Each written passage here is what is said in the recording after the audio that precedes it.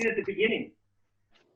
It is spring, moonless night in the small town, starless and Bible black, the cobble streets silent, quarters and rabbit's wood limping invisible down to the slow black, crow black fishing boat bobbing sea. The houses are blind as moles, though moles see fine tonight in the snouting velvet dingles. Or blind as Captain Cat there in the muffled middle by the pump and the town clock. The shops in mourning, the welfare hall in widow's weeds. All the people of the lulled and dumbfound town. Hush! The babies are sleeping. The farmers, the fishers, the tradesmen and pensioners, cobbler, school teacher, postman and publican, the undertaker and the fancy women. Drunkard, dressmaker, preacher, policeman, the webfoot cockle women, and the tidy young girls, headed soft or glide in their dreams. With rings and trousseau, bridesmaided by glowworms down the aisles of the organ playing wood. Boy, dreaming wicked, or of bucking ranches of the night, the Jolly Roger. And the anthracite statues of the horses sleep in the fields, and the cows and the byres, and the dogs in the wet-nosed yards. The cats nap in the slant corners, or lope sly, streaking and needling on the one cloud of the roofs. You can hear the dew falling, and the hushed town breathing. Only your eyes are unclosed to see the black and folded town fast and slow asleep.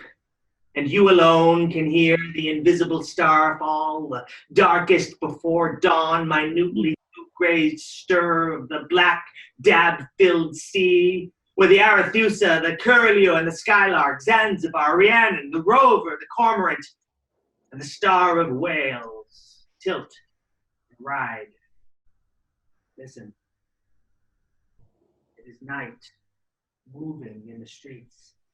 The processional salt, slow, musical wind in Coronation Street and Cockle Row is the grass growing on Goregub Hill.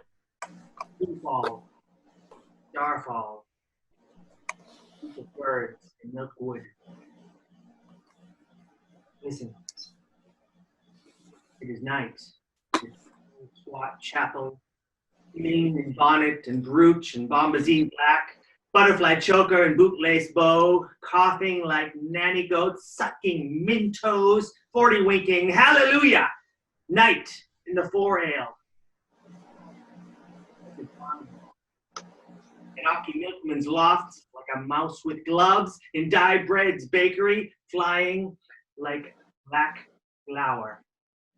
It is night in Donkey Street, trotting silent, seaweed on its hooves, along cockled cobbles, past curtained fern pot, text and trinket, harmonium, holy dresser, watercolors done by hand, china dog, and rosy teacup. It is night, readying among sluggeries of baby. Look, it is night, dumbly, royally winding through the coronation cherry trees, going through the graveyard of Bethesda with winds gloved and folded and dew doffed, tumbling by the sailor's arms. Time passes. Listen. Time passes. Completely now.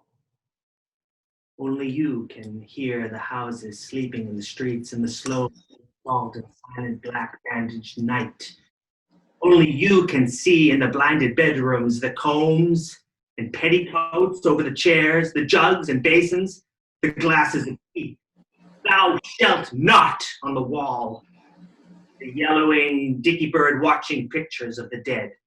Only you can hear behind the eyes of the sleepers the movements and mazes and colors and dismays and rainbows and tunes and wishes and flight and fall and despairs and big seas of their dreams. From where you are, you can hear their dreams. Captain Cat, the retired blind sea captain, asleep in his bunk in the sea-shelled, ship-and-bottled, ship-shaped best cabin of Schooner House, dream. Never such seas as any that swamped the decks of his SS Kidwelly, bellying over the bedclothes and jellyfish slippery, sucking him down salt deep into the davy dark, where the fish come biting out and nibble him down to his wishbone, and the long drowned nuzzle up to him.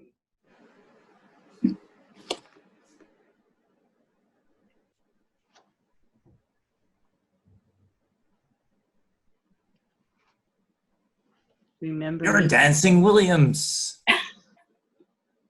I lost my step in Nantucket.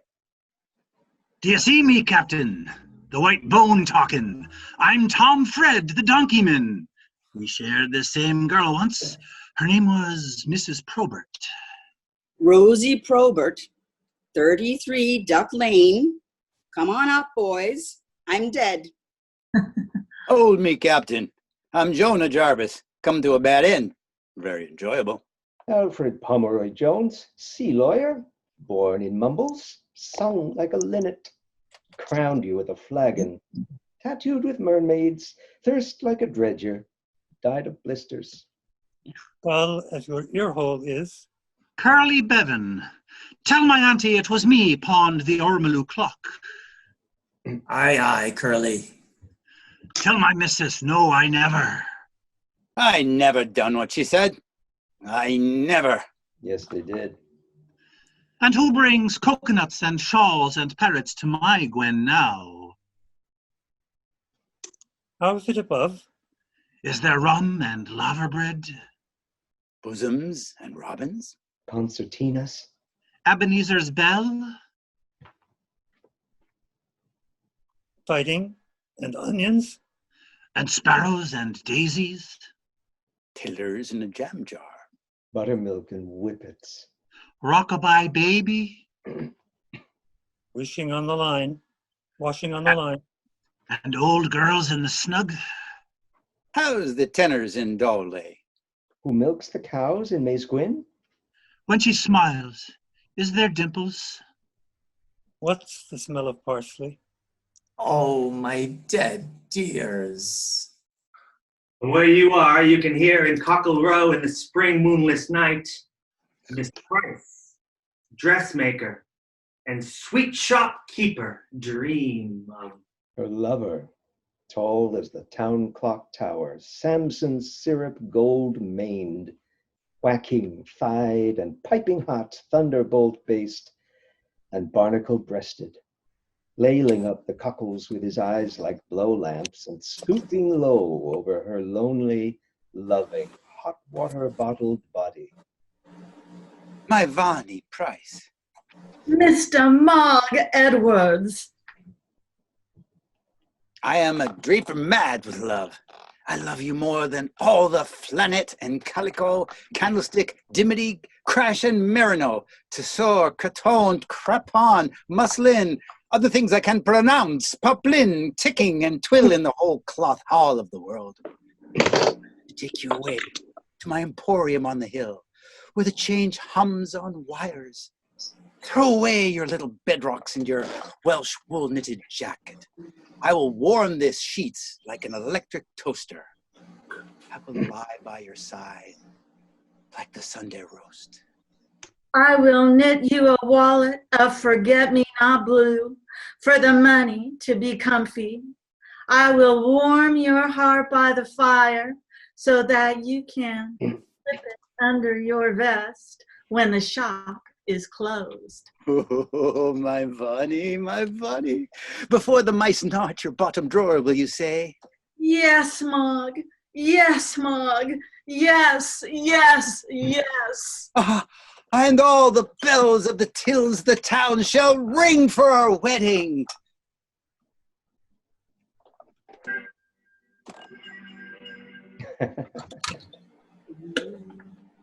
Come now, drift up the dark. Come up the drifting sea dark street now in the dark night, seesawing like the sea. To the Bible black airless attic over Jack Black the cobbler's shop. Where alone and savagely Jack Black sleeps in a nightshirt tied to his ankles with elastic and dreams of Chasing the naughty couples down the grass-green, goose-berried double bed of the wood, flogging the tosspots in the spit and sawdust, driving out the bare, bold girls from the sixpenny hops of his nightmares. Akivay! Akivay! Heavens the Death, the Undertaker. Laughs high and aloud in his sleep, and curls up his toes as he sees upon waking 50 years ago snow lie deep on the goose field behind the sleeping house. And he runs out into the field where his mother is making Welsh cakes in the snow, and steals a fistful of snowflakes and currants and climbs back to bed to eat them cold and sweet under the warm white clothes, while his mother dances in the snow kitchen, crying out for her lost currants. And in the little pink-eyed cottage next to the Undertaker's lie alone 17 snoring gentle stone of Mr. Waldo, rabbit catcher, barber, herbalist, cat doctor, quack. His fat pink hands, palms up over the edge of the patchwork quilt, his black boots neat and tidy in the washing basin, his bowler on a nail above the bed, a milk stout and a slice of cold bread pudding under the pillow, and dripping in the dark he dreams of. This little piggy went to market. This little piggy stayed at home. This little piggy had roast beef. This little piggy had none. And this little piggy went wee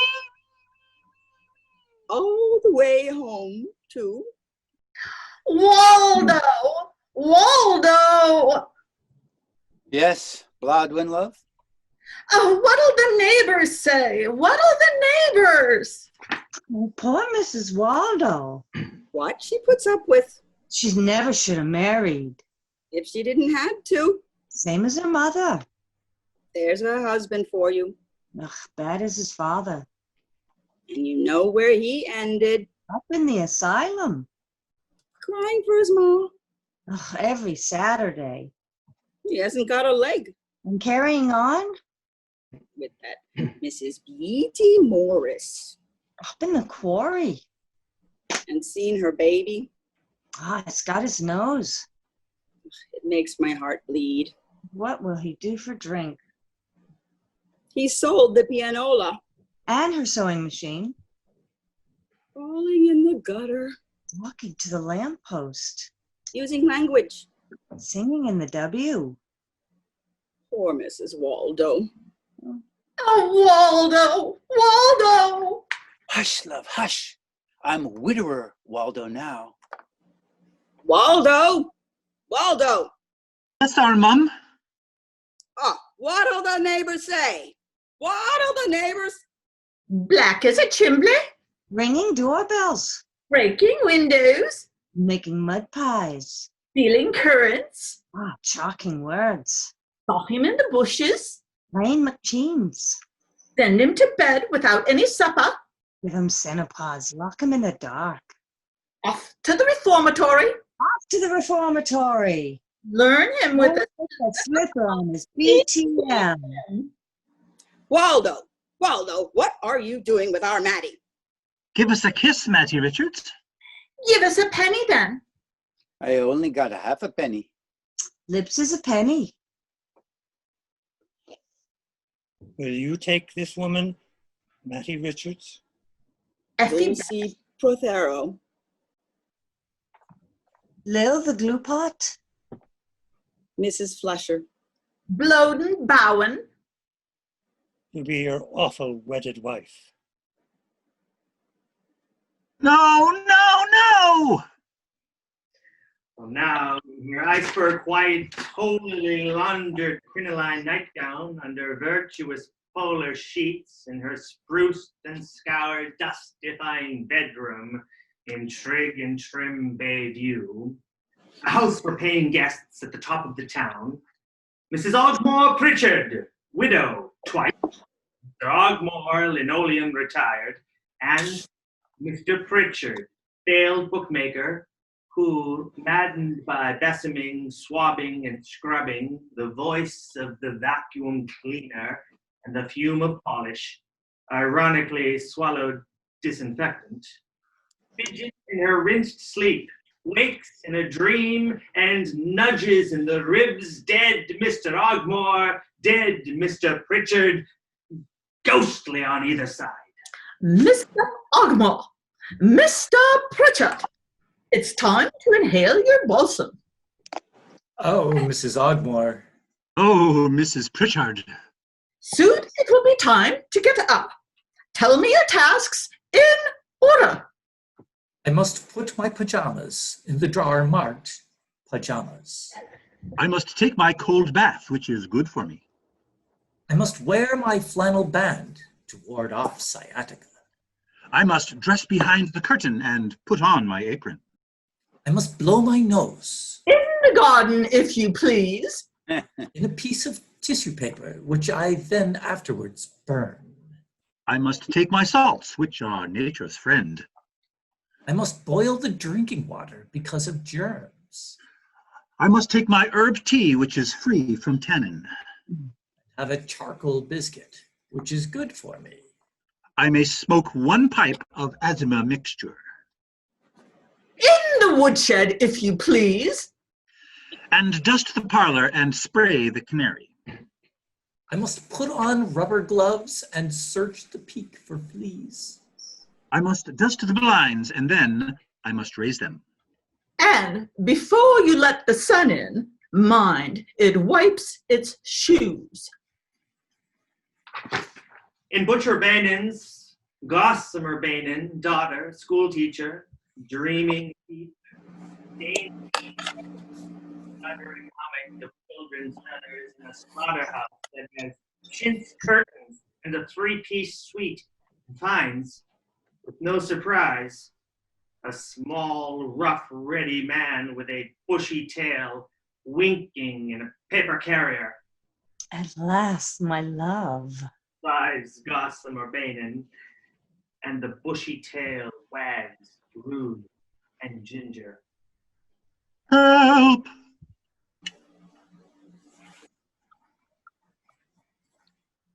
Go. Sorry.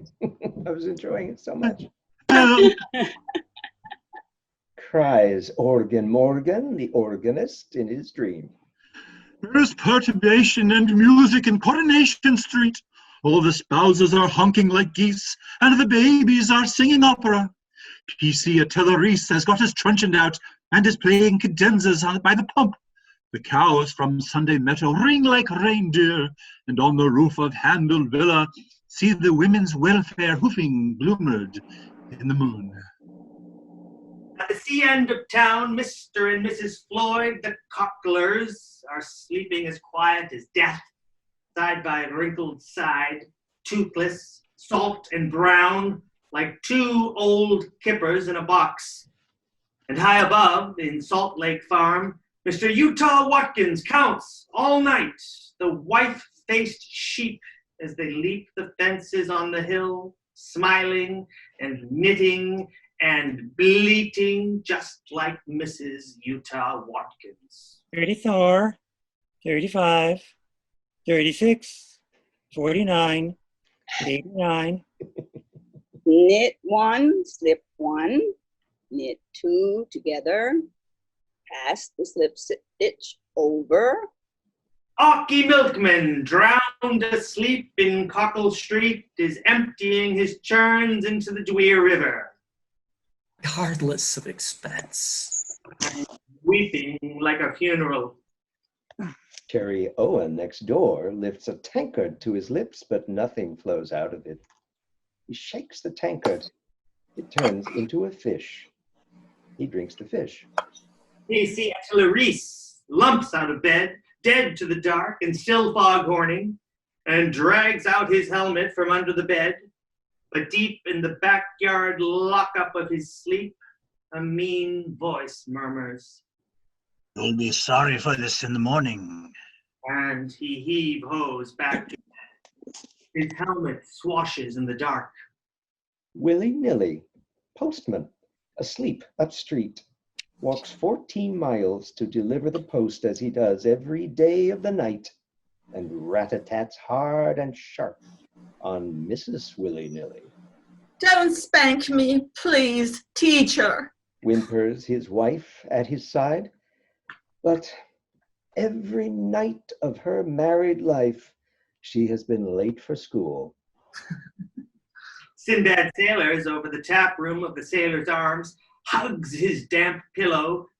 The secret name is Gossamer Bangin. A mogul catches Lily Smalls in the wash house. Oh, you old mogul. Mrs. Rose Cottage's eldest, May, peels off her pink and white skin in a furnace, in a tower, in a cave, in a waterfall, in a wood, and waits there, raw as an onion, for Mr. Right to leap up the burning, tall, hollow splashes of leaves like a brilliantined trout. Call me Dolores, like they do in the stories. Alone until she dies, Bessie Bighead, hired help, born in the workhouse, smelling of the cow shed, snores bass and gruff on a couch straw in a loft in Salt Lake Farm, and picks a posy of daisies in Sunday Meadow to put on the grave of Gomer Owen, who kissed her once by the pigsty when she wasn't looking, and never kissed her again, although she was looking all the time. And the inspectors of cruelty fly down into Mrs. Butcher Bainen's dream to persecute Mr. Bainen for selling Owl meat, dog's eyes, man chop. Mr. Bainen, in Butcher's bloodied apron, spring heels down Coronation Street, a finger, not his own, in his mouth. Straight-faced in his cunning sleep, he pulls the legs of his dreams and, Hunting on a pigback, shoots down the wild giblets. My Foxy darling. now behind the eyes and secrets of the dreamers in the streets, rocked to sleep by the sea. The titbits and topsy-turvies, bobs and button-tops, bags and bones, ash and rind and dandruff and nail parings, saliva and snowflakes and molted feathers of dreams, the wrecks and sprats and shells and fish bones, whale juice and moonshine, and small salt fry dished up by the hidden sea. The owls are hunting. Look, over Bethesda's gravestone, one hoots and swoops and catches a mouse by Hannah Reese, beloved wife. And in Coronation Street, which you alone can see, it is so dark under the chapel in the skies, the Reverend Eli Jenkins, poet, preacher, turns in his deep towards dawn sleep and dreams of Stefado. He intricately rhymes to the music of Cruth and Pigborn all night long in his druid's seedy nighty in a beer tent black with parks. Mr. Pugh, schoolmaster, fathoms asleep, pretends to be sleeping, buys foxy around the droop of his nightcap and whistles up. Murder. Mrs. Organ Morgan, groceress, coiled gray like a dormouse, Her paws to her ears conjures. Silence. She sleeps very dulcet in a cove of wool, and trumpeting Organ Morgan at her side snores no louder than a spider. Marianne Sailor's dreams. The Garden of Eden. She comes in her smock frock and clogs.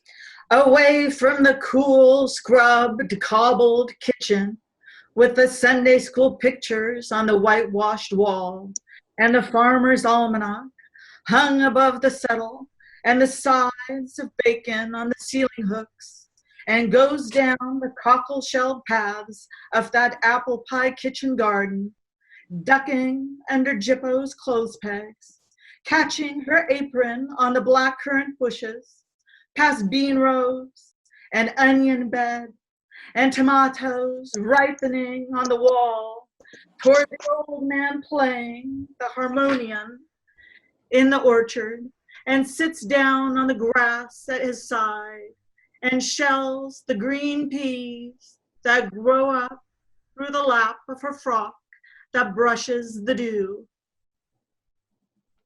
Donkey streets so furred with sleep, I bread, Polly Garter, no good boyo, and Lord Cutglass, I before the dawn that is about to be, and dream of Arms.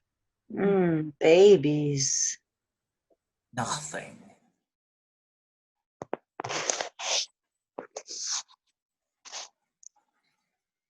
Tick tock, tick tock, tick tock, tick tock, tick tock. time passes. Listen. Time passes. An owl flies home past Bethesda to a chapel in the oak, and the dawn inches up. Stand on this. This is Laregum Hill, old as the hills, high, cool, and green. And from this small circle of stones, made not by druids, but by Mrs. Bainen's Billy, you can see all the town below you sleeping in the fist of the dawn. You can hear the lovesick wood pigeons mooning in bed, a dog bark in sleep farmyards away. The town ripples like a lake in the waking haze. Less than 500 souls inhabit the 3 quaint streets and a few narrow bylanes and scattered farmsteads that constitute this small, decaying watering place which may indeed be called a backwater of life, without disrespect to its natives, who possess to this day a salty individuality of their own. The main street, Coronation Street, consists for the most part of humble 2-storied houses, many of which attempt to achieve some measure of gaiety by prinking themselves out in crude colors and by the liberal use of pinkwash, though there are remaining a few 18th century houses of more pretension, if, on the whole, in a sad state of disrepair. Though there is little to attract the hill climber, the health seeker, the sportsman, or the weekending motorist, the contemplative may, if sufficiently attracted to spare it some leisurely hours, find in its cobbled streets and its little fishing harbor, in its several curious customs and in the conversation of its local characters, some of that picturesque sense of that past so frequently lacking in towns and villages which have kept more abreast of the times. The one place of worship with its neglected graveyard is of no architectural interest. The River Dewey is said to abound in trout, but is much poached. The principality of the sky lightens now over our green hill into spring morning, larked and crowed and belling. Who pulls the town hall bell rope but blind Captain Cat? One by one, the sleepers are wrung out of sleep this one morning, as every morning. And soon you shall see in the chimney's slow up-flying snow as Captain Cat in sailor's cap and sea boots announces today with his loud get out of bed bell. The Reverend Eli Jenkins, in Bethesda House, gropes out of bed into his preacher's black, combs back his bard's white hair, forgets to wash, pads barefoot downstairs, opens the front door, stands in the doorway, and, looking out at the day and up at the eternal hill, and hearing the sea break and the gab of birds, remembers his own verses and tells them softly to empty Coronation Street that is rising and raising its blinds. Dear Gwalia, I know there are towns lovelier than ours, and fairer hills and loftier far, and groves made full of flowers, and boskier woods, more hills with spring, and bright with birds adorning. And sweeter bards than I to sing their praises this beauteous morning. By Cadder, Aegis, tempest-torn, or Mull, weeds with glory, Carnet, Welland's beauty-born, Finlimon, old in story. By mountains where King Arthur dreams, by Penmar, defiant. The ragged hill of Molehill seems a pygmy to a giant. By Sadi, Seni, Davidi, Eden, Elid all, Taff and Towie, broad and free, defiant, Leafnet with its waterfall. Clairwyn, Plado, Dule, Daw, Eli, Glow, Augur, Ned. Small is our river Dewey, Lord, a baby on a lushy bed.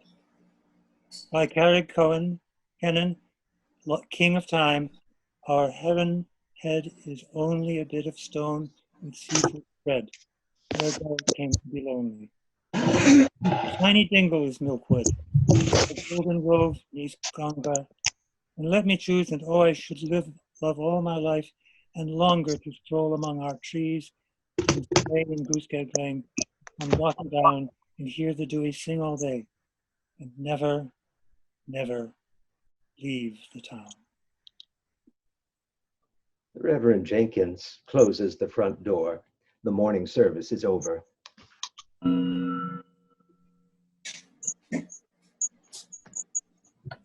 Now, woken at last by the out-of-bed sleepy head, Polly put the kettle on town hall bell.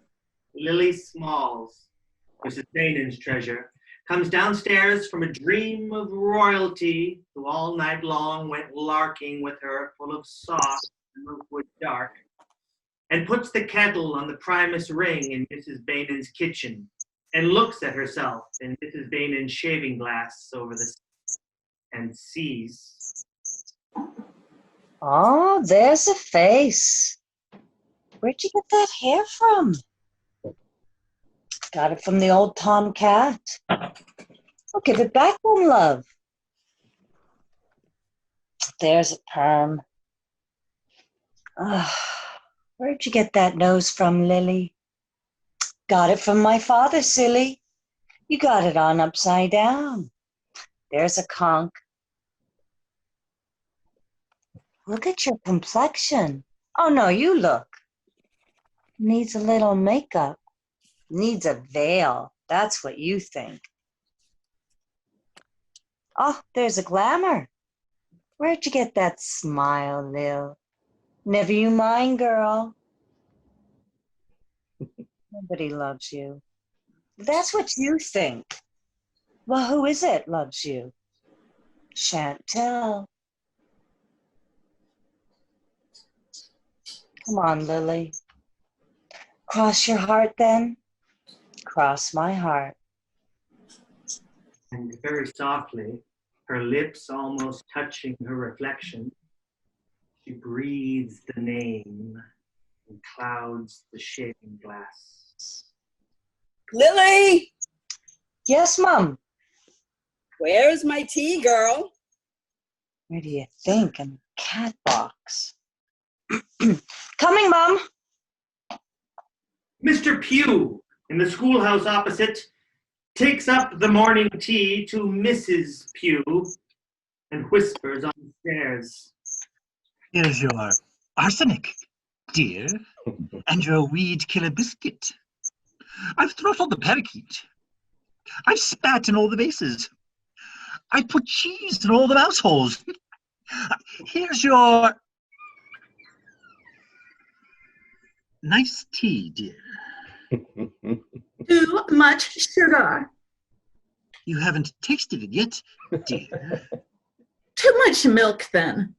Has Mr. Jenkins said his poetry? Yes, dear. Then it's time to get up. Give me my glasses. No, not my reading glasses. I want to look out. I want to see. Lily Smalls, the treasurer, down on her red knees, washing the front step. She's tucked her dress into her bloomers. Oh, baggage. P.C. Atelier, ox broad, barge-booted, stamping out of handcuff house in a heavy beef-red huff, black-browed under his damp helmet. He's going to arrest Polly Garter. Mark my words. What for, dear? For having babies. And lumbering down towards the strand to see that the sea is still there. Marianne Sailors, opening her bedroom window above the tap room and calling out to the heavens. I'm 85 3 months and a day. I will say this for her. She never makes a mistake. Morgan at his bedroom window playing chords on the sill to the morning fishwife gulls who, heckling over Donkey Street, observe. Me, dye bread, hurrying to the bakery, pushing in my shirt tails, buttoning my waistcoat, ping goes a button. Why can't they sew them? No time for breakfast. Nothing for breakfast. There's wives for you. Me, Mrs. Dyebread, one, Captain shawled, and no old corset. Nice to be comfy. Nice to be nice. Clogging on the cobbles to stir up the neighbor. Oh, Mrs. Sarah, could you spare a loaf, love? Oh, Dyebread forgot the bread. There's a lovely morning. How are your boils today this morning? Isn't that good news now? It's a change to sit down. Miss Sarah. Me, Mrs. Dyebread, too. Gypsied to kill in a silky scarlet petticoat above my knees. Dirty, pretty knees. See my body through my petticoat, brown as a berry. High heel shoes with one heel missing. Tortoiseshell comb in my bright, black, slinky hair. Nothing else at all but a dab of scent, lolling gaudy at the doorway. Tell your fortune in the tea leaves, scowling at the sunshine, lighting up my pipe. Me, Lord Cutlass. In an old frock coat belonging to Eli Jenkins, a pair of postman's trousers from Bethesda House. Running out of doors to empty slops, mine there, Rover, and then running it again. Tick-tock. Me, no good boyo, up to no good in the wash house. Me, Miss Price, in my pretty print housecoat, deft at the clothesline, natty as a Jenny Wren, then pit-pat, back to my egg and its cozy, my crisp toast fingers, my homemade plum and butter pat. Me, Polly Gardner, under the washing line, giving breast in the garden to my bonny new baby. Nothing grows in the garden, only washing. Oh, and babies. And where's this father's life might live, my love? Over the hills and far away. Oh, you're looking up at me now. I know what you're thinking, you poor little milky creature. You're thinking, You're no better than you should be, Polly Gardner, and that's good enough for me. Oh, isn't life a terrible thing? Thank God. Now frying pans spit, kettles and cats purr in the kitchen. The town smells of seaweed and breakfast all the way down from Bayview, where Mrs. Ogmore Pritchard in smock and turban, big besomed to engage the dust, picks at her starchless bread and sips lemon rind tea.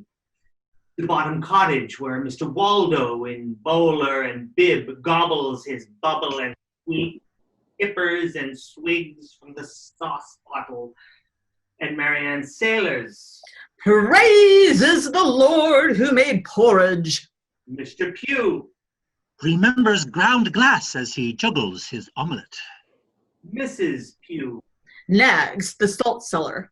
Willy-nilly postman. Downs his last bucket of black, brackish tea and rumbles about, handy to the plucking back where the hens switch and grieve for their tea-soaked sops. Mrs. Willy-nilly.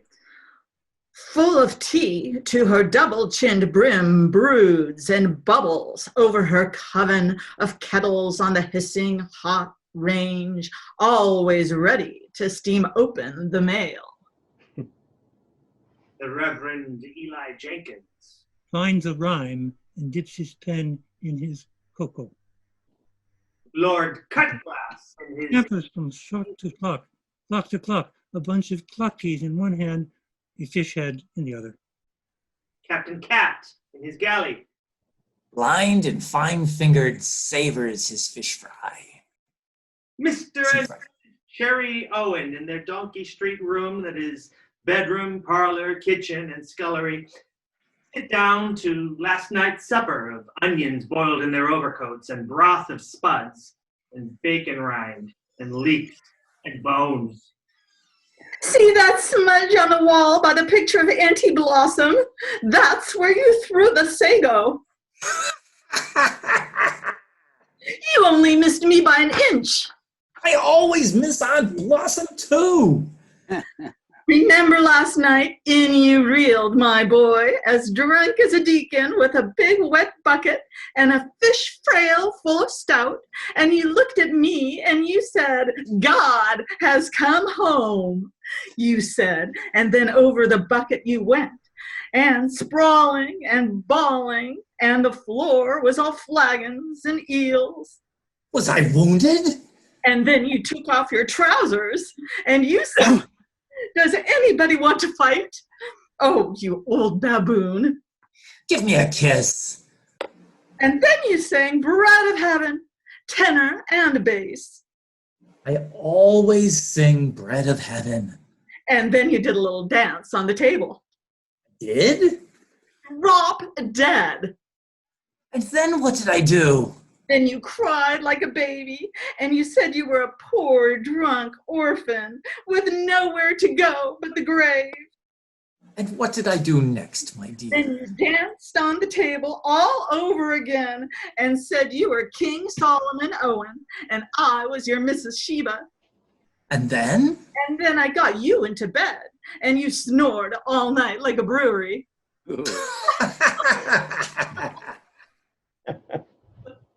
From Bain and Butcher's in Coronation Street, the smell of fried liver sidles out with onions on its breath.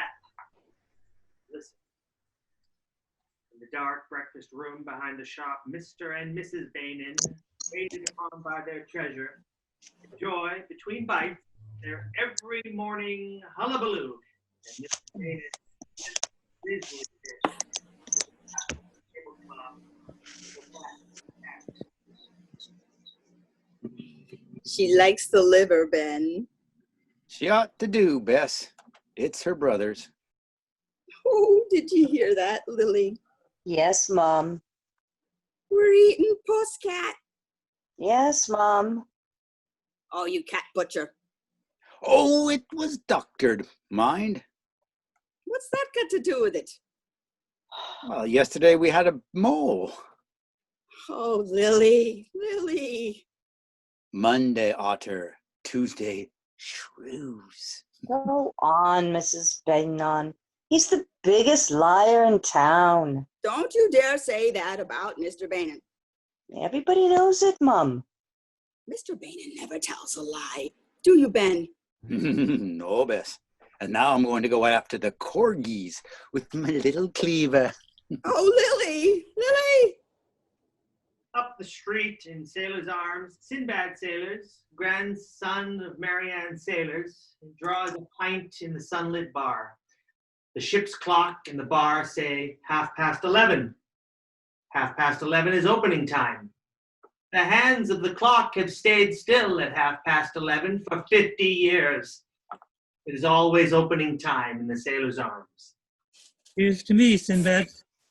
All over the town, babies and old men are cleaned and put into their broken prams and wheeled on to the sunlit cockled cobbles or out into the backyards under the dancing underclothes and left. Baby cries. I want my pipe, and he wants his bottle. Noses are wiped, heads picked, hair combed, paws scrubbed, ears boxed, and the children shrilled off to school. Fishermen grumble to their nets. No good boyo goes out in the dinghy Zanzibar, ships the oars, drifts slowly in the dab-filled bay, and lying on his back in the unbaled water, among crab's legs and tangled lines, looks up at the spring sky.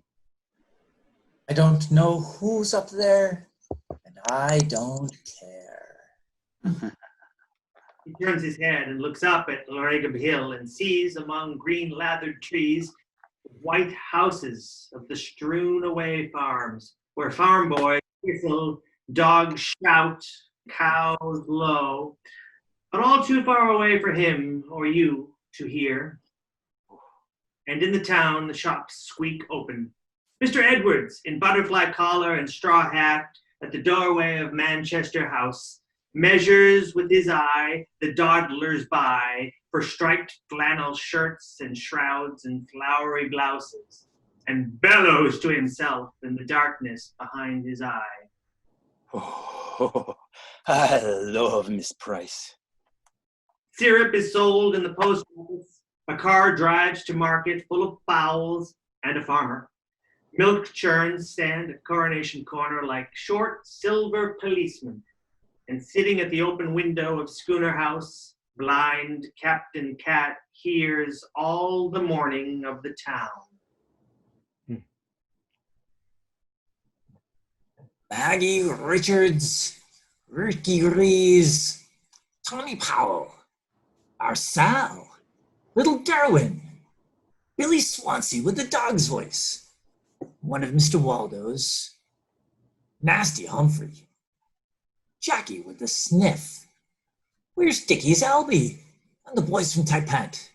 Perhaps they got the rash again. Somebody's hit Maggie Richards. 2-1, it's Billy Swansea. Never trust a boy who barks. Right again, it's Billy. And the children's voices cry away. That's willy-nilly knocking at Bayview. Rat-a-tat, very soft. The knocker's got a kid glove on. Who's sent a letter to Mrs. Ogmore Pritchard? Careful now. She swabs the front glassy. Every step's like a bar of soap. Mind your size 12s. That old Bessie would beeswax the lawn to make the birds slip. Morning, Mrs. Ogmore Pritchard. Good morning, postman. Here's a letter for you. It's stamped and addressed all the way from Willis Well. The gentleman wants to study birds and can he have accommodation for 2 weeks in the Basque vegetarian? No. You wouldn't know he was in the house, Mrs. Ogmore Pritchard. He'd be out in the morning and at the bang of dawn with his bag of breadcrumbs and his little telescope. Men come at all hours covered with feathers.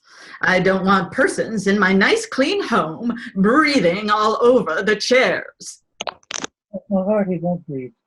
and putting their feet on my carpet and sneezing on my china and sleeping in my sheets. He only wants a single bed, Mrs. Oakland. And back she goes to the kitchen to polish the potatoes. Captain Cat hears Willy-Nilly's feet heavy on the distant cobbles. 1, 2, 3, 4, 5. That's Mrs. Rose Cottage.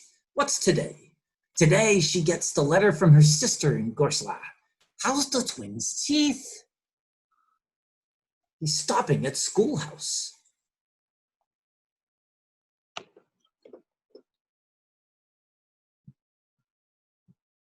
It's for you, Mrs. Pugh, Mrs. Pugh.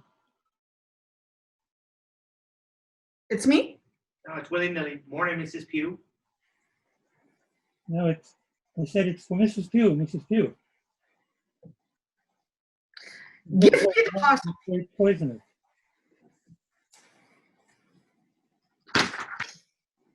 Never you mind. What's inside it? The book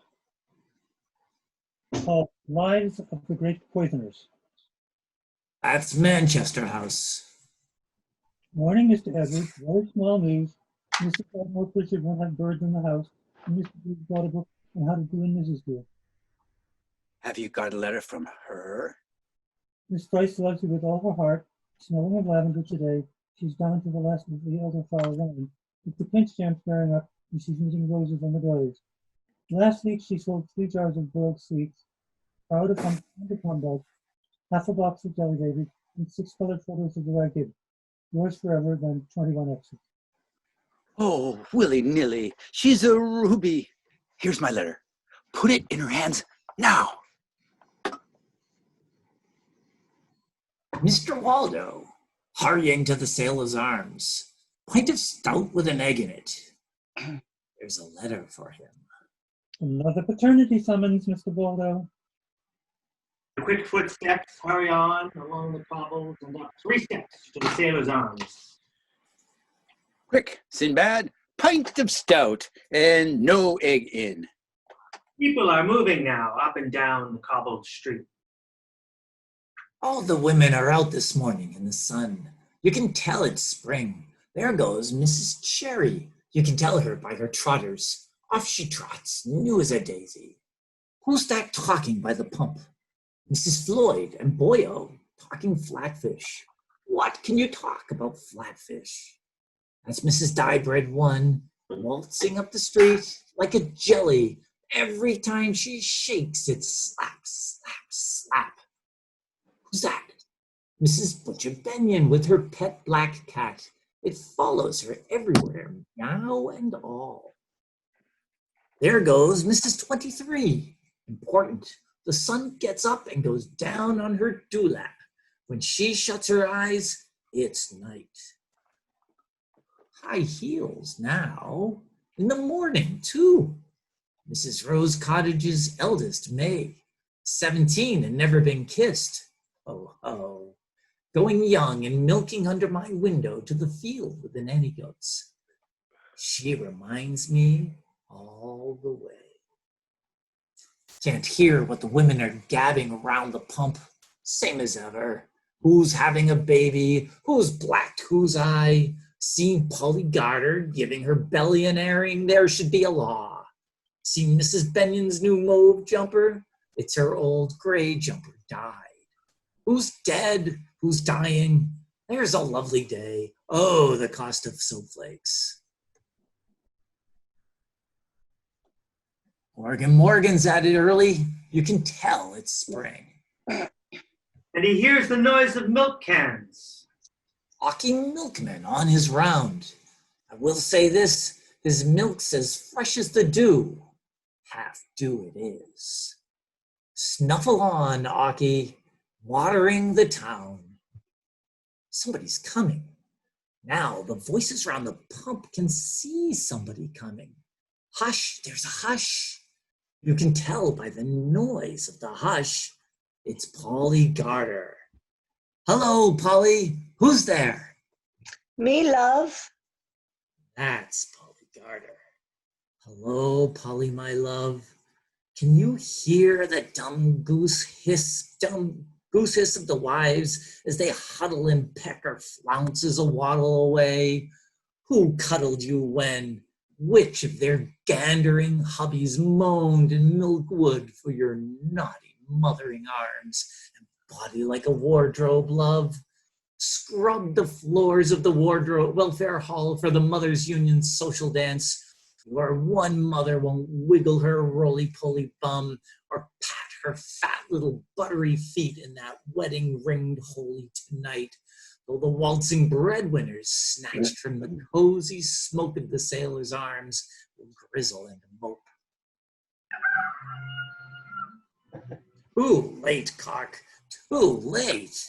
But the town's half over with its mourning. The morning's busy as bees. There's the clip-clop of horses on the sun-honeyed cobbles of the humming streets, hammering of horseshoes, gobble, quack, and cackle, tom twitter from the bird-ounced boughs, braying on donkey down.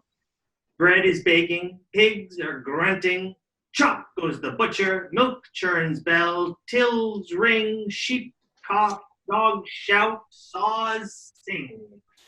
Oh, the spring whinny and morning moo from the clog-dancing farms, the gulls gab and rabble on the boat-bobbing river and sea, and the cockles bubbling in the sand, scamper of sanderlings, curlew cry, crow caw, pigeon coo, clock strike, bull bellow, and the ragged gabble of the beer garden school as the women scratch and babble in Mrs. Organ Morgan's general shop, where everything is sold: custard, buckets, henna, rat traps, shrimp nets, sugar, stamps, confetti, paraffin, hatchets, whistles.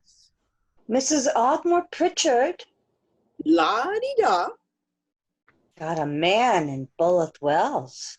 And he got a little telescope to look at little birds. Willy-nilly said. Remember her first husband? He didn't need a telescope. He looked at them undressing through keyhole. And he used to shout, "Tally-ho!" But Mr. Ogmore was a proper gentleman. Even though he hanged his collie. See, Mrs. Butcher Banyan? He said Butcher Bannon put dogs in the mincer. Go on, he's pulling her leg. Now don't you dare tell her that. There's a dear. Or she'll think he's trying to pull it off and eat it. There's a nasty lot live here when you come to think of it. Look at that, no good boy now. Too lazy to wipe his snout. And going out fishing every day, and all he ever brought back was a Mrs. Samuels. Been in the water a week. And look at Aki Milkman's wife that nobody's ever seen. He keeps her in the cupboard with the empties. And think of Diebread with 2 wives. One for the daytime, one for the night. Men are brutes on the quiet. And how's Organ Morgan, Miss Morgan? You look deadbeat. It's Oregon all the time with him.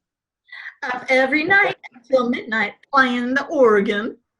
Oh, I'm a martyr to music. Outside, the sun springs down on the rough and tumbling town. It runs through the hedges of Goose-Dog Lane, cupping the birds to sing. Spring whips green down Cockle Row, and the shells ring out. Gloragub, this snip of a morning, is wild fruit and warm.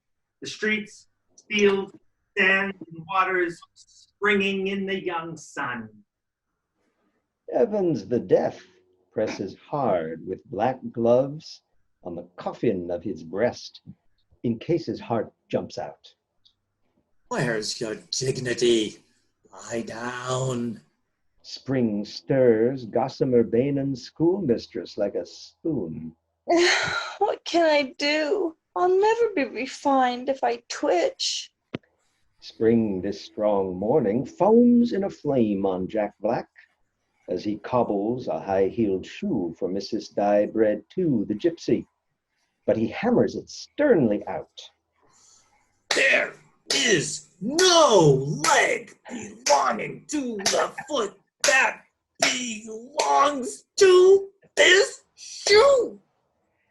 Sun and a green breeze ship, Captain Cat Sea memory again. No, I'll take the mulatto, by God. Who's captain here? Parlez-vous, jig jig, madame? Marianne Sailors says very softly to herself as she looks out at Clerigid Hill from the bedroom where she was born. It is spring in Clerigid, in the sun in my old age, and this is the chosen land.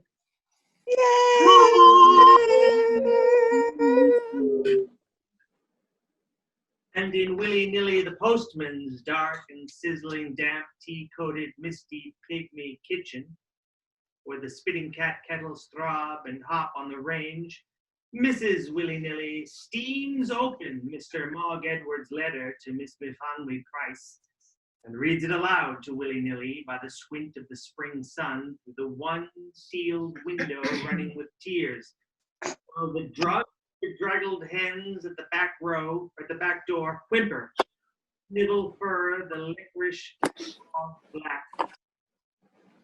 From Manchester House, Clerigid, sole prop, Mr. Mogg Edwards, late of Twill, linen draper, haberdasher, master tailor, costumier, for West End negligee, lingerie, tea gowns, evening dress, trousseau, layettes, also ready to wear for all occasions, economical outfitting for agricultural employment or specialty, wardrobes bought among our satisfied customers, ministers of religion, and JP's fittings by appointment, advertising weekly in the Twill Bugle, beloved Mifanwy Price, my bride in heaven.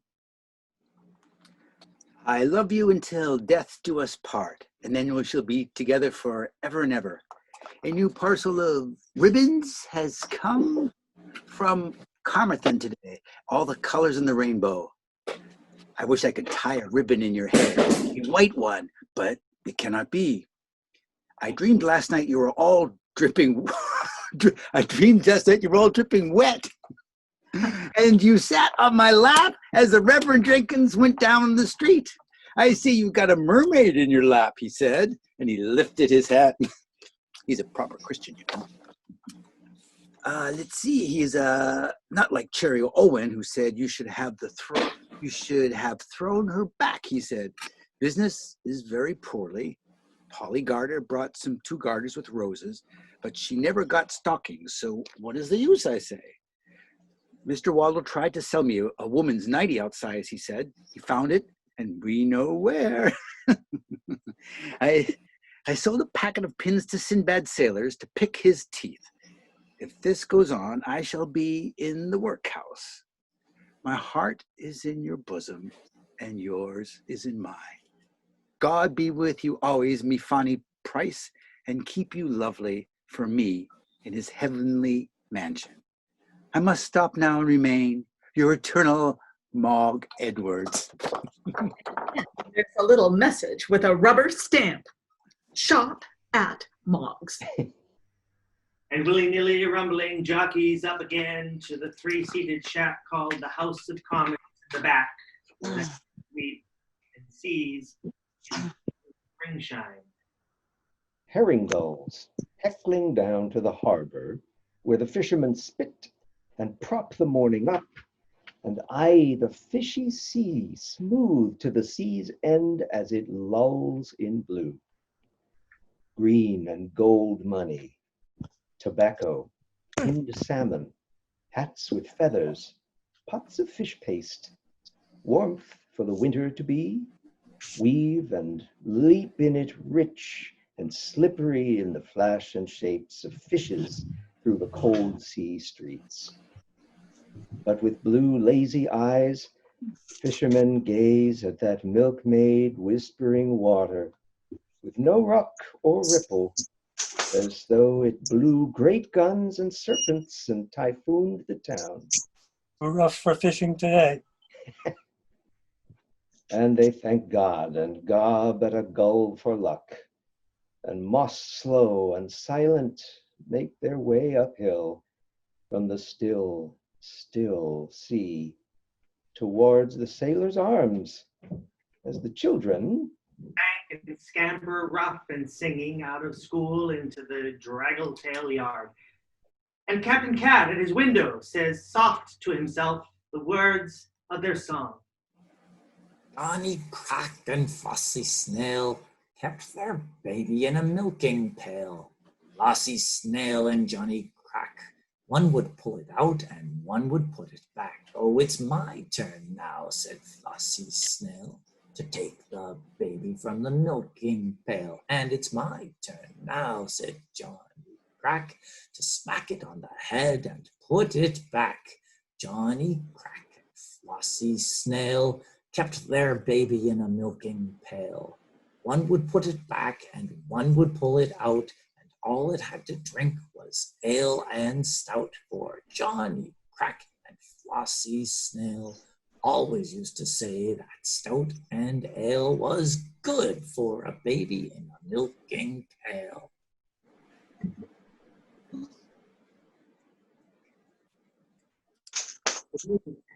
Of the steer, the bird, of the wood. It is the rustle of spring. glee party sings in Bethesda graveyard, gay but muffled. The vegetables make love above the tenors. And dogs bark Baloo in the face. Mrs. Ogmore Pritchard belches in a teeny hanky and chases the sunlight with a fly whisk, but even she cannot drive out the spring. From one of the finger bowls, a primrose grows. Mrs. Diebread 1 and Mrs. Diebread 2 are sitting outside their house in Donkey Lane, one darkly, one plumply blooming in the quick, dewy sun. Mrs. Diebread 2 is looking into a crystal ball which she holds in the lap of her dirty yellow petticoat, hard against her hard, dark thighs. Cross my palm with silver out of our housekeeping money. Uh-huh. There. What do you see, lovey? I see a feather bed with 3 pillows on it and a text above the bed. I can't read what it says. There's great clouds blowing. Now they've blown away. God is love, the text says. That's our bed. Now it's vanished. The sun's spinning like a top. Who is coming out of the sun? It's a hairy little man with big pink lips. He's got a walleye.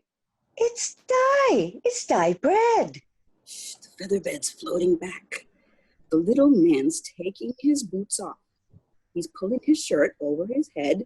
He's beating his chest with his fists. He's climbing into bed. Go on. Go on. There's 2 women in bed. He looks at them both with his head cocked on one side. He's whistling through his teeth. Now he grips his little arms round one of the women. Which one? Which one? I can't see anymore. There's great clouds blowing again. Ah, the mean old clouds. Morning is all singing. The Reverend Eli Jenkins, busy on his morning calls, steps outside the welfare hall to hear Polly Garter as she scrubs the floors for the Mothers' Union dance tonight.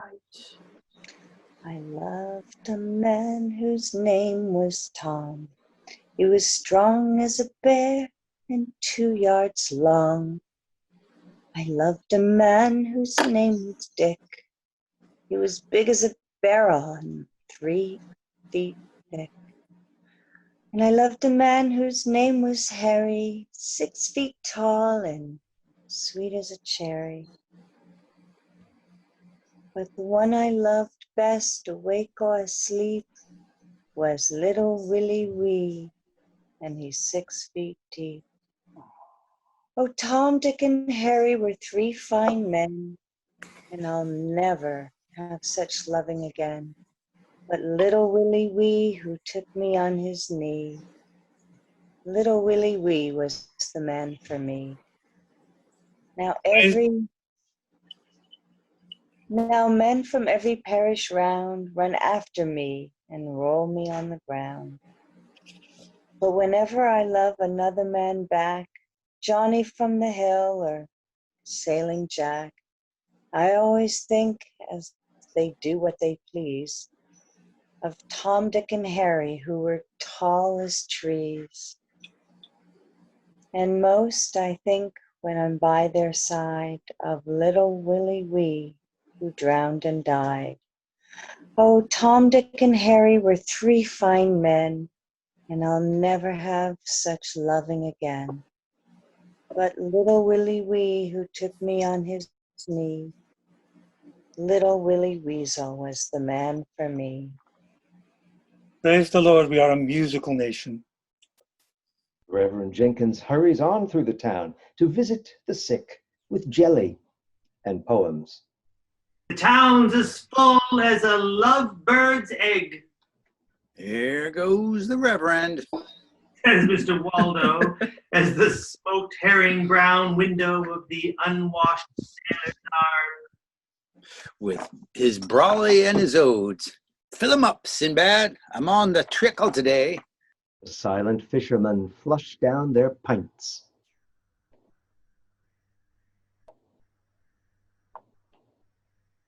Who's Mr. Waldo, sighs Sinbad sailors. Can't find it. Is it my turn? Mhm. I dote on that gossamer bayonet. Oh, yeah, I said that. I dote on that costume band. All right. We went back a bit. Spring. The bed spring grass bounces under birds' bums and lambs.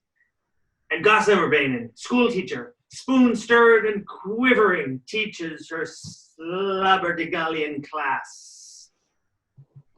It was Was a lover and his lass, hey and a ho and a hey nanny no. Now, your accents, children. It was a lover and his lass, with a hey and a ho and a hey nanny no. Oh, Mr. Waldo. Says Sinbad sailors. She's a lady all over. And Mr. Waldo, who is thinking of a woman soft as Eve and sharp as sciatica to share his bread pudding bed, answered. No lady that I know is.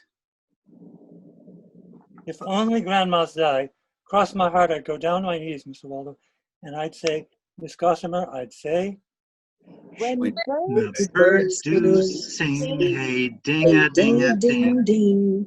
Sweet lovers love the spring. Polly Garter sings, still on her knees. Tom, Dick, and Harry were 3 fine men, and I'll never have such. Ding-a-ding. School is over, and Captain Cat at his curtains schooner's porthole open to the spring sun tides hears the naughty forfeiting children tumble and rhyme. Hobble. Gwen, He called the boys, they make such a noise. Boys, boys, boys, come along to me. Boys, boys, boys, kiss Gwenny, boy. Where she says, Forgive give her a penny. Go on, Gwenny. Kiss me in the goose leg lane or give me a penny. What's your name? Billy, Kiss me in the goose leg lane, Billy, or give me a penny, silly. Gwenny, I kiss you in Goosegog Lane. Now I haven't got to give you a penny. Boys, Boys, boys, boys. Kiss Gwenny where she There says. she says. or give Give her her a penny. Go on, Granny. Granny. Kiss me on Largreg Hill, or give me a penny. What's your name? Johnny Cristo. Kiss me on Largreg Hill, Johnny Cristo, or give me a penny, mister. Gwenny, I kiss you on Larragib Hill. Now I haven't got to give you a penny. Boys, boys, Boys, kiss Gwenny where she says, or give give her a penny. Go Oh, on. Kiss me in Milkwood, or give me a penny. What's your name?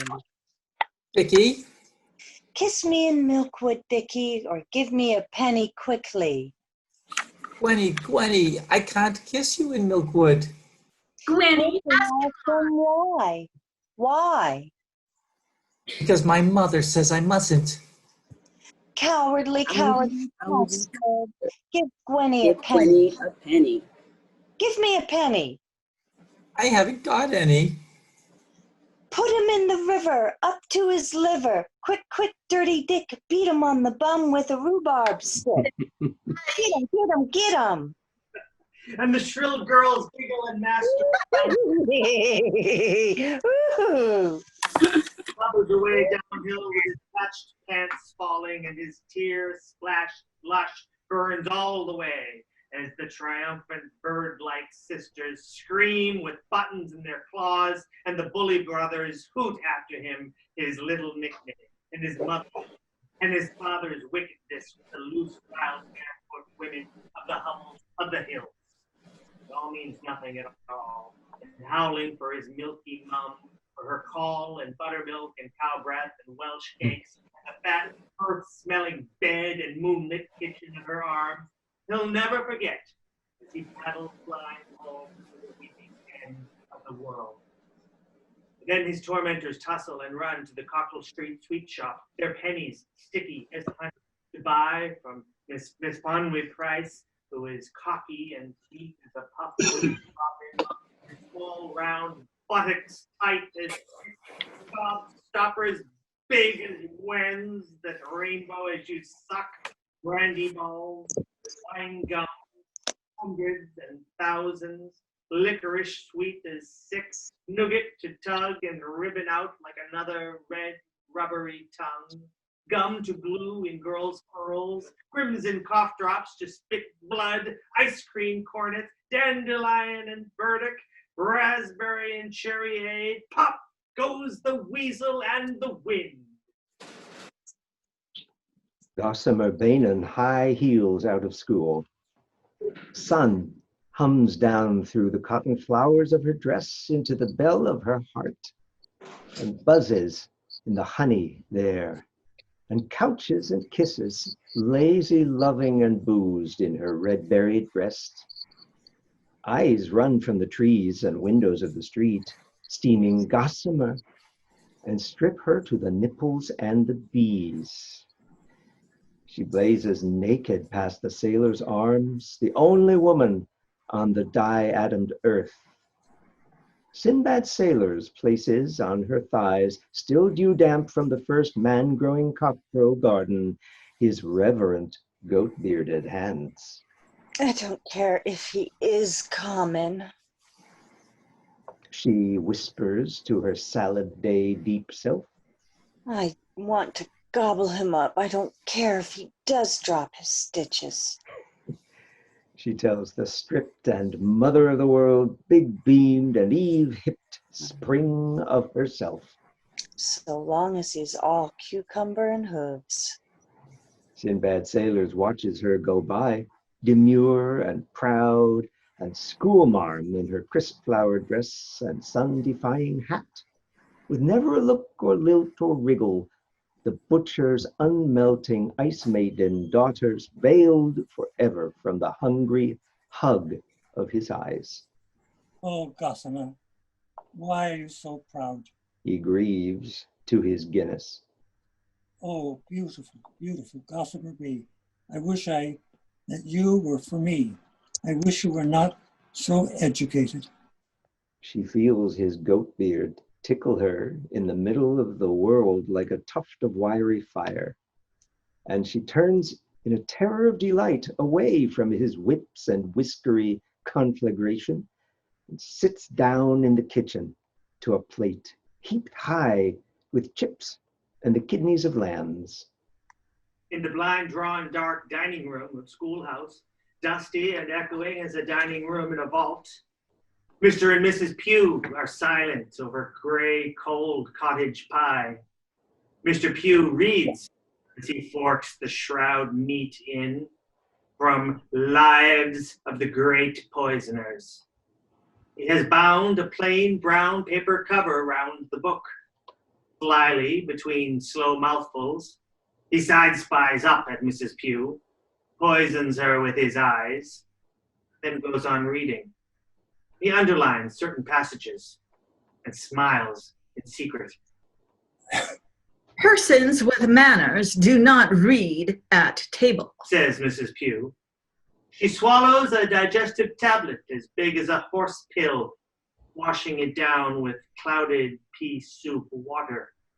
Some persons were brought up in pigsty. Pigs don't read at table, dear.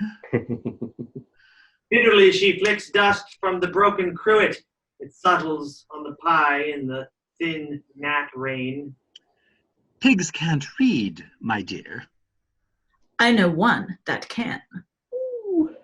Alone in the hissing laboratory of his wishes, Mr. Pugh minces among bad bats and germs, tiptoes through spinneys of murdering herbs, agony dancing in his crucibles, and mixes, especially for Mrs. Pugh, a venomous porridge unknown to toxicologists, which will scald and viper through her until her ears fall off like figs, her toes grow big and black as balloons, and steam comes screaming out of her navel. You know best, dear. Says Mr. Pugh, and quick as a flash, he ducks her in rat soup.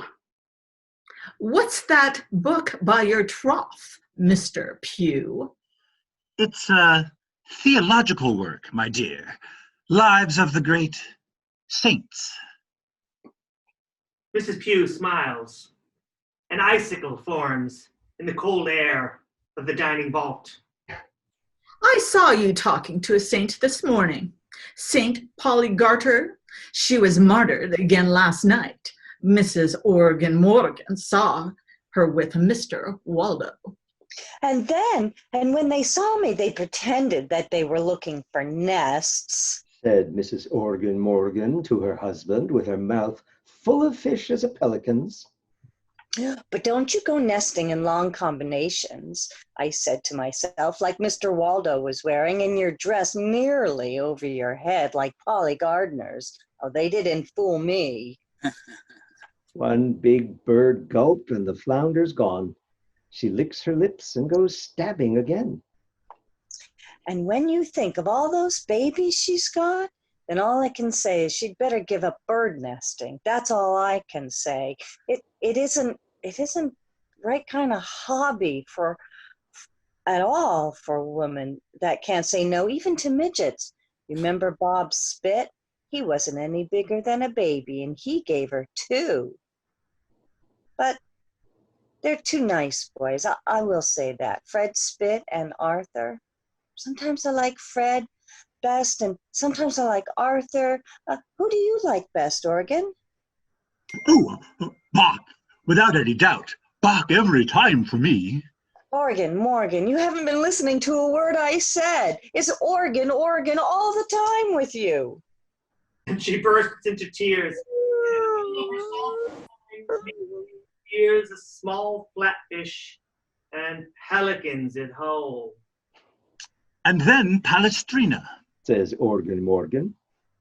Lord Cutglass in his kitchen full of time comes down alone to a dog dish marked Fido with peppery fish scraps and listens to the voices of his 66 clocks, one for each year of his loony age, and watches with love their black and white, moony, loud-lipped faces talking the earth away. Slow clocks, quick clocks, pendulum heart knocks, china, alarm, grandfather, cuckoo, clocks shaped like Noah's whirring ark, clocks that bicker in marble ships, clocks in the wombs of glass women, hourglass chimers, to wit, to woo, clocks, clocks that pluck tunes, Vesuvius clocks, all black bells and lava, Niagara clocks that cataract their ticks, old-time weeping clocks with ebony beards, clocks with no hands, forever drumming out time without ever knowing what time it is. His 6 singers are all set at different hours. Lord Cutglass lives in a house and a life at sea. Any minute or dark day now, the unknown enemy will loot and savage downhill, but they will not catch him napping. 66 different times in his fish slimy kitchen. Ping, strike, tick, chime, and talk.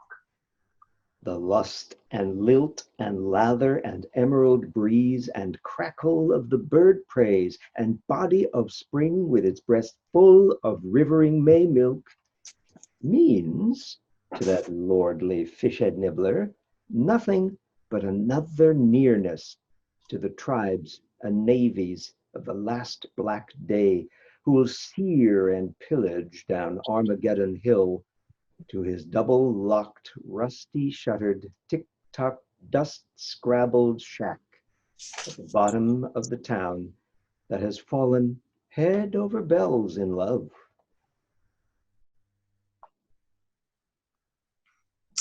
And I'll never have such loving again. Pretty Polly hums and longs. Now when the farmer's boys on the first fair day come down from the hills to drink and be gay, before the sun sinks I'll lie in their arms, for they're good bad boys from the lonely farms. But I'll always think as we tumble into bed of little Willie Wee, who is dead, dead, dead. The sunny, slow, lulling afternoon yawns and moons through the dozy town. The sea lolls, laughs, and idles in, the fishes sleeping in its lap. The meadows still as Sunday, the pack of bulls, the goats and daisy dingles nap happy and the dumb duck ponds snooze, clouds sag and pillow on Dolegum Hill. Pigs grunt in a wet wallow bath. Green. They drink the acorn swill of the world, the rooting for pig fruit, the bagpipe dugs of the mother sow, the squeal, snuffle of yeses of the women pigs. They mud bask and snout in the pig-loving sun. Their tails curl. They rollick and slobber and snore to deep, smug, after swill sleep. Donkeys and on donkey down. Persons with manners Snaps cold Mrs. Cold Pew. do not nod at the table. Mr. Pugh cringes awake. He puts on a soft, soaping smile. It is sad and gray under his nicotine, egg-yellow, weeping, walrus, Victorian mustache, worn thick and long. Memory of Dr. Crippen. You should wait until you retire into your sty. Says Mrs. Pugh, sweet as a razor. His fawning, measly quarter smile freezes. Sly and silent, he foxes into his chemist's den, and there, in a hiss and prussic circle of cauldrons and vials brimful with pox and the Black Death, cooks up a fricassee of deadly nightshade, nicotine, hot frog, cyanide, and bat spit for his needling stalactite hag and bednag of a poker-backed nutcracker wife. I beg your pardon, dear. He murmurs with a wheedle. Captain Cat at his window thrown wide to the sun and the clippered seas he sailed long ago when his eyes were blue and bright, slumbers and voyages, beer rings and rolling. I love you, Rosie Probert, tattooed on his belly. He brawls with broken bottles in the fug and babel of the dark dock bars, roves with a herd of short and good time cows in every naughty port, and twines and souses with the drowned and blousy breasted dead. He weeps as he sleeps and sails. One voice of all he remembers most dearly as his dream buckets down. Lazy, early Rosie with the flaxen thatch, whom he shared with Tom Fred the donkey man, and many another seaman, clearly and near to him speaks from the bedroom of her dust. In that gulf and haven, fleets by the dozen have anchored for the little heaven of the night. But she speaks to Captain Napping Cat alone, Mrs. Probert.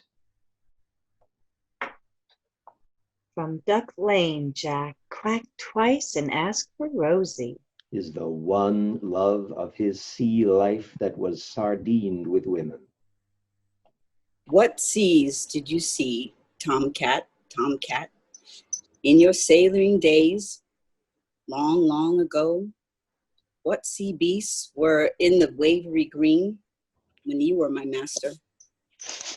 I'll tell you the truth. Seas barking like sails, blue seas and green, seas covered with eels and mermen and whales. What seas did you sail, old whaler, when on the blubbery waves between Frisco and Wales, you were my bosun? As true as I'm here, dear you tomcat's tart, you landlubber Rosie, you cozy love, my easy as easy, my true sweetheart. Seas green as a bean, seas gliding with swans in the seal barking moon. What seas were rocking? My little deckhand, my favorite husband, in your sea boots and hunger, my duck, my whaler, my honey, my daddy, my pretty sugar sailor, with my name on your belly when you were a boy long, long ago.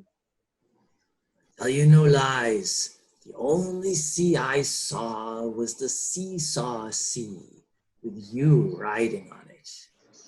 Lie down, lie easy, let me shipwreck in your thighs.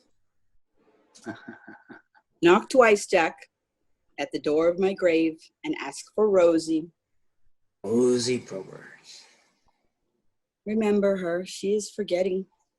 The earth which filled her mouth is vanishing from her. Remember me. I have forgotten you. I am going into the darkness of the darkness. I have forgotten that I was ever born. Look! Says a child to her mother as they pass by the window of Schooner House. Captain Cat is crying. Captain Cat is crying. Come back, come back. Up the silences and echoes of the passages of the eternal night, He's crying all over his nose. says the child. Mother and child move on down the street, He's got a nose like a strawberry. the child says. And then she forgets him too. She sees in the middle of the Blue Bag Bay no good boyo fishing from the Zanzibar. No good boyo gave me 3 pennies yesterday, but I wouldn't. The child tells her mother. Boyo catches a whalebone corset. It is all he has caught all day. Bloody funny fish. Mrs. Diebread, too, gypsies up his mind's slow eye, dressed only in a bangle. She's wearing her nightgown. Would you like this nice wet corset, Mrs. Diebread, too? No, I won't. And a bite of my little apple? He offers, with no hope.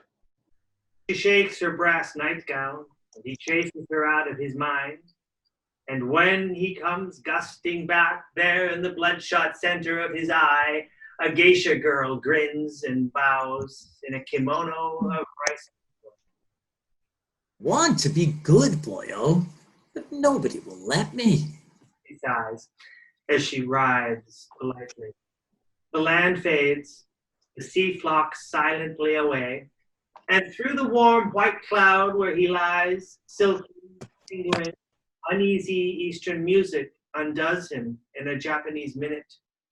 The afternoon buzzes like lazy bees round the flowers round May Rose Cottage.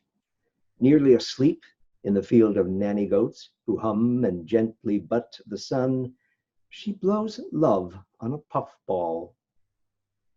He loves me not. He loves me not. He loves me, the dirty old fool. Lazy, she lies alone in clover and sweetgrass, 17 and never been sweet in the grass. Ho ho. Reverend Eli Jenkins, inky in his cool front parlor or poem room, tells only the truth in his life work. Population, main industry, shipping, history, topography, flora, and fauna of the town he worships in the White Book of Lorraine. Portraits of famous bards and preachers, all fur and wool, from the squint to the kneecaps, hung over him, heavy as sheep, next to faint lady watercolors of pale green milkwood, like a lettuce salad dying. His mother, propped against a pot in a palm with her wedding ring waist and bust like a black cloth dining table, suffers in her stays. Oh, angels, be careful there with your knives and forks. He prays. There is no known likeness of his father Esau, who, undog-collared because of his little weakness, was scythed to the bone one harvest by mistake when sleeping with his weakness in the corn. He lost all ambition and died with one leg. Poor Dad, Grieves the Reverend Eli. to die of drink and agriculture. Farmer Watkins in Salt Lake Farm hates his cattle on the hill as he hoes them into milking. Damn you, you damn dairies. The cow kisses him. Right, bite her to death. He shouts to his deaf dog, who smiles and licks his hands. Gore him. Sit on him, Daisy. He bawls to the cow, who barbed him with her tongue, and she moos gentle words as he raves and dances among his summer-breathed slaves, walking delicately to the farm. The coming of the end of the spring day is already reflected in the lakes of their great eyes. Bessie Bighead greets them by name, as the names she gave them when they were maidens. Peg, Meg, Buttercup, Moll, Fan from the castle, Theodosia, and Daisy. They bow their heads. Look up Bessie Bighead in the White Book of Lorraine, and you will find the few haggard of her history laid out in pages there, with much love and care as the lock of hair on a first lost love. Conceived in Milkwood, born in the barn, left one of big-headed and bass-voiced, she grew in the dark. Long dead Gomer Owen kissed her when she wasn't looking, because now in the light she'll work, sing, milk, say the cow's sweet name, and sleep until the night sucks out her soul and spits into the sky. In her lifelong low light, holily Bessie milks the fond lake-eyed cows as dusk showers slowly down over byre, sea, and town. Utah Watkins curses to the farmyard on a cart horse. Gallop, you bleeding cripple. And the huge horse neighs softly as though he had given it a lump of sugar. Now the town is dusk. Each cobble, donkey, goose, and gooseberry street is a thoroughfare of dusk. And dusk and ceremonial dust and night's first darkening snow Sleep of birds drift under and through the live dusk of this place of love. Gloragub is the capital of dusk. Zogmore Pritchard, at the first drop of the dusk shower, seals all her sea view doors, draws the germ-free blinds, sits erect as a dry dream on a high-backed hygienic chair, and wills herself to cold, quick sleep.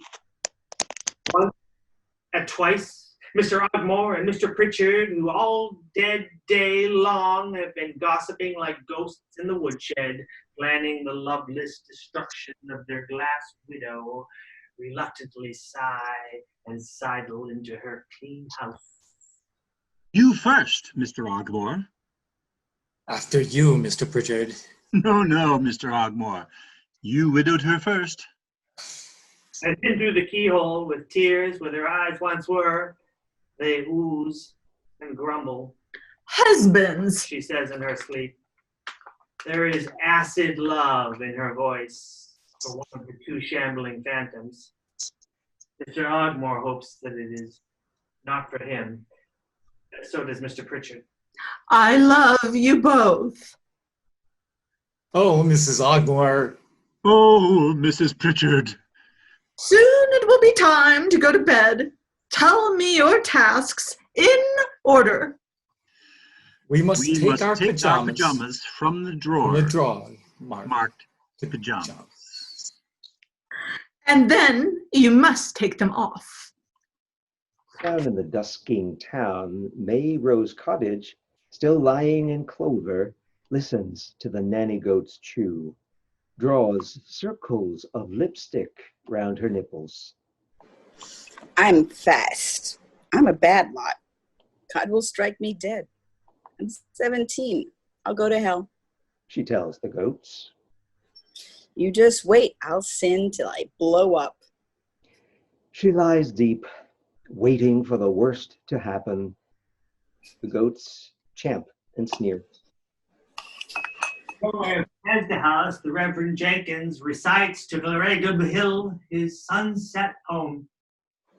Every morning when I wake, dear Lord, a little prayer I make.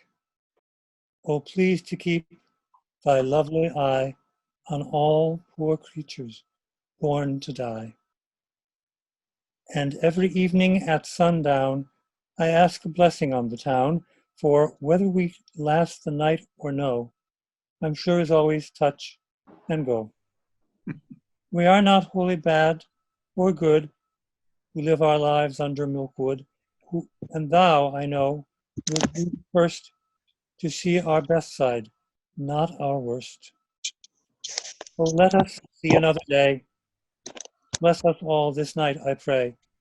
And to the sun we all will bow and say good night, but just for now.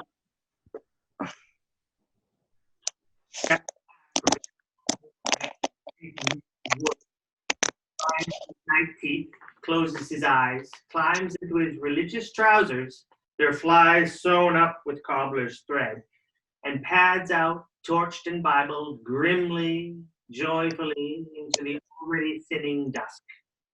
Off to Gomorrah!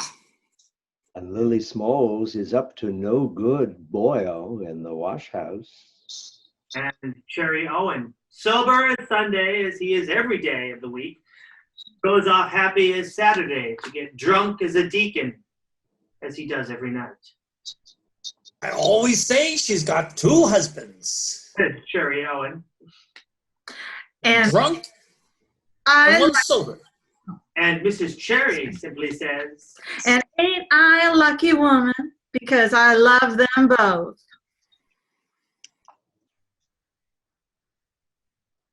Evening, Cherry. Evening, Sinbad.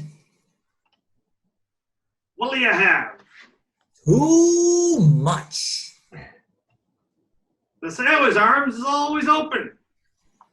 Sinbad suffers to himself, heartbroken. Oh, Gossamer, open yours.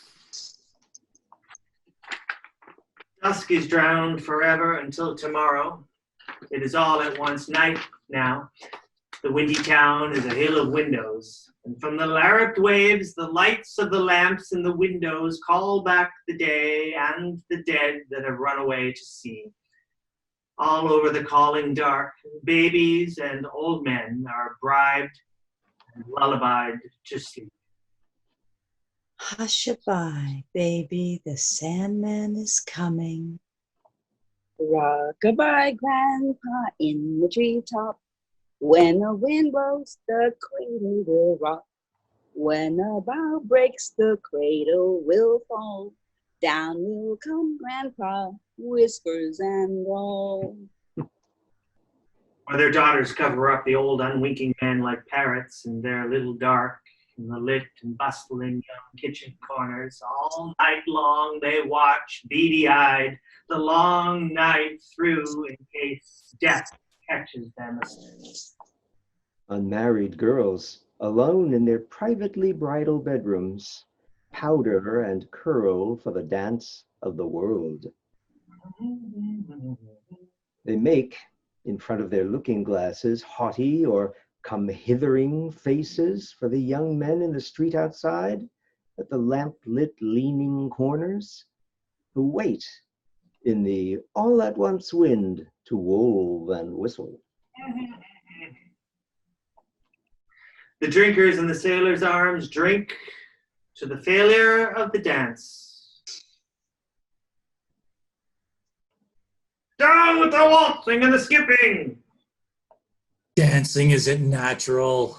Righteously says Cherry Owen, who has just downed 17 pints of flat, warm, thin, Welsh, bitter beer. A farmer's lantern glimmers, a spark on Claregib hillside. Claregib. Claregib Hill, writes the Reverend Jenkins in his poem room.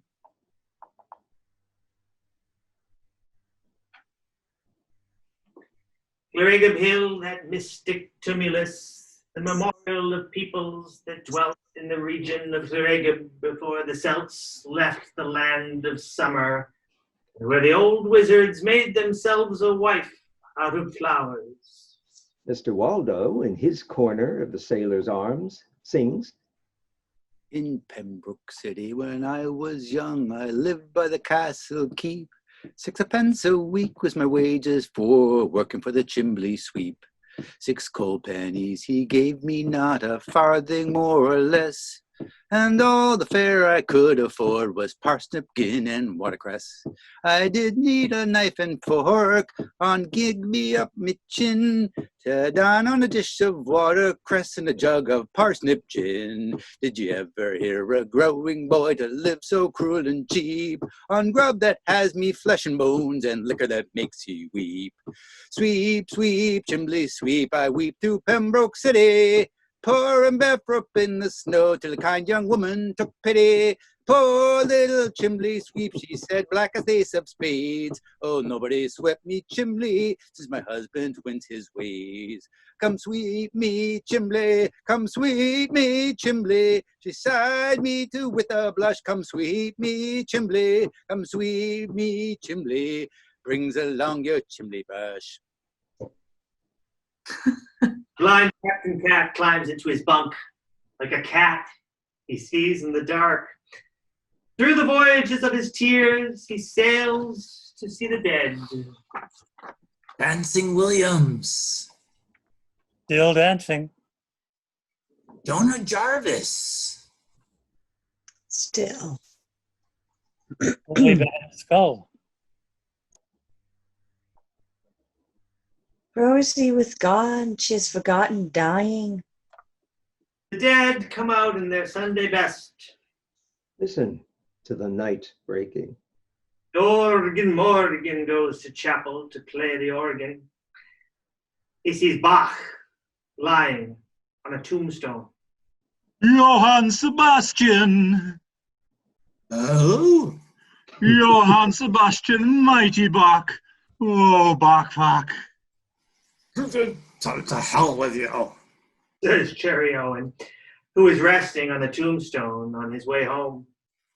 Mr. Mogg Edwards and Miss Mifanwi thrice happily apart from one another at the top and the sea end of the town, write their every night letters of love and desire. In the warm white book of Zarega, you will find the little maps of the islands of their contentment. Oh, my Mog, I am yours forever. And she looks around with pleasure at her own neat, never dull room, which Mr. Mogg Edwards will never enter. Come to my arms, my Vani. And he hugs his lovely money to his own heart. And Mr. Waldo, drunk in the dusky wood, hugs his lovely Polly Garter under the eyes and rattling tongues of the neighbors and the birds. And he does not care. He smacks his live red lips. But it is not his name that Polly Garter whispers as she lies under the oak and loves him back. 6 feet deep, that name stings in the cold earth. But I will always think as we tumble into bed of little Willie Wee, who is dead, dead, dead. The thin night darkens. A breeze from the creased water sighs the streets close under milk-waking wood. The wood, whose every tree foot's cloven to the black glad sight of the hunters and lovers, that is a God-built garden to Marianne sailors, who knows there is heaven on earth, and the chosen people of his kind, fire and glorious land that is the Fairday farmhands' wantoning, ignorant chapel of bridesbeds.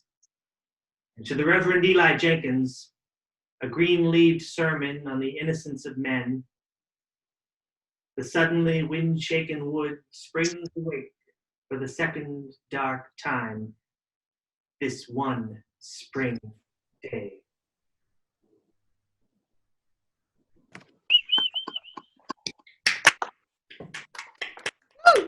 And scene. We did it.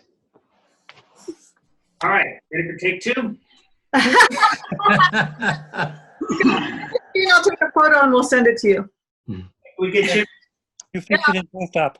Chip, get in. Turn your camera on, Chip, so we can take a picture of everybody.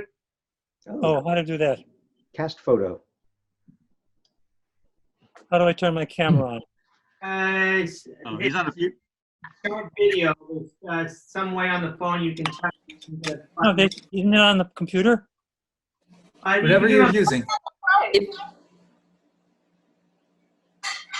Maybe if he taps the phone, there should be the things coming up on the bottom. Yeah. But You don't see a little icon that looks like a video camera, maybe? on my phone? Possibly. If you tap your phone, icons on the bottom show up. I know where the camera thing is on the phone. I know where the camera icon is on the phone. Are you using your phone or did you switch to the computer? I've got both. I can see you, Chris. You can see, okay, you're only on one of these devices because your name's only on here once. So whichever one you're currently actually, like we're hearing you from, is that the phone or the computer? Let's see. What do you see me on? Computer. On the computer. Okay, so on the computer. And there he is. You got it. Yeah. What? There you are. Hey. Hey, Chip, you're back. I'm going to go to my. Chip, it's on there. Yeah. I'm going to go to my computer and then you hit Command Shift 3. Shift 3. And everybody, Lean in. pose for a photo. All right. I'm going to beat him on the bum with a rhubarb stick. I do it all at once, all at the same time. Okay, all at the same time. Oh, you're hitting You're out of focus, Alex. Hold on. Command. We're in. I heard it. Okay. It's working. Lean in. That's a print. Getting the cramps.